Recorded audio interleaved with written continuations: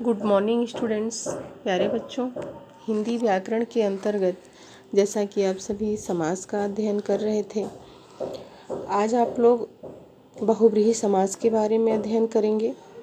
इससे पहले आप लोग अव्ययीभाव समास, तत्पुरुष समास, कर्मधारय समास, द्वंद्व समास और द्विगु समास के बारे में अध्ययन कर चुके हैं। बहुव्रीहि समास किसे कहते हैं? बच्चों, जिस समस्त पद में कोई भी पद प्रधान न हो और समस्त पद किसी अन्य पद की ओर संकेत करे, उसे हम बहुव्रीहि समास कहते हैं।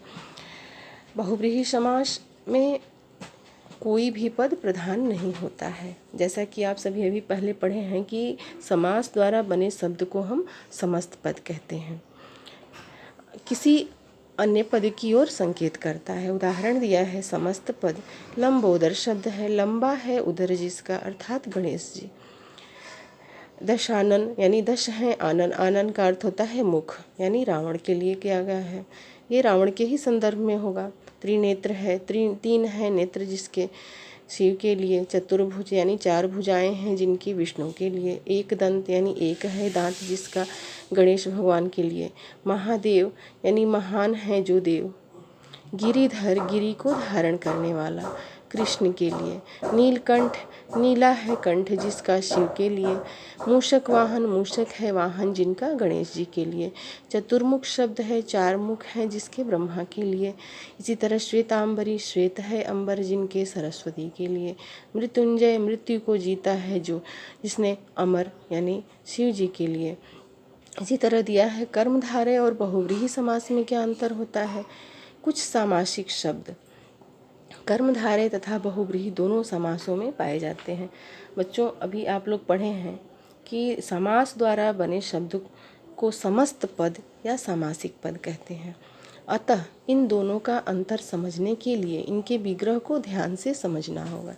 कर्मधारय समास में दोनों पदों में विशेषण विशेष्य अथवा उपमान उपमेय का संबंध होता है, जबकि बहुव्रीहि समास में संपूर्ण समस्त पद किसी संज्ञा शब्द के विशेषण का कार्य करता है।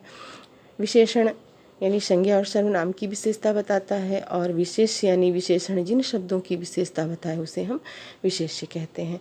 उपमान और उपमेय अभी पहले ही बताया गया है कि जिस वस्तु की तुलना की जाए उसे उपमान कहते हैं, और जिस वस्तु से तुलना की जाए या समानता की जाए उसे हम उपमेय कहते हैं। इसी तरह अब दिया है उदाहरण समस्त पद।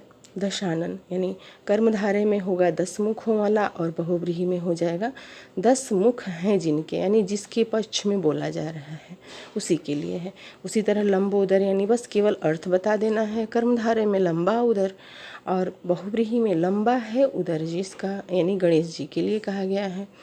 घनश्याम यानी घन के समान श्याम, इसमें कर्मधारय में आ जाएगा, लेकिन बहुव्रीहि में घन के समान श्याम है जो, यानी बादल के समान जिसका रंग है उसको कृष्ण कहते हैं।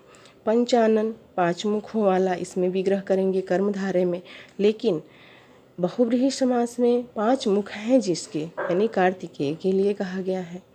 नेक्स्ट दिया है नीलकंठ यानी नीला कंठ, नीला है कंठ जिसका, यानी शिव जी के लिए कहा गया है। पीतांबर शब्द है, पीला वस्त्र यानी किसी भी पीले वस्त्र को कहा गया है, लेकिन बहुव्रीहि समास में एक अर्थ होता है, यानी पीला है वस्त्र जिनका, यानी कृष्ण और विष्णु के लिए कहा गया है।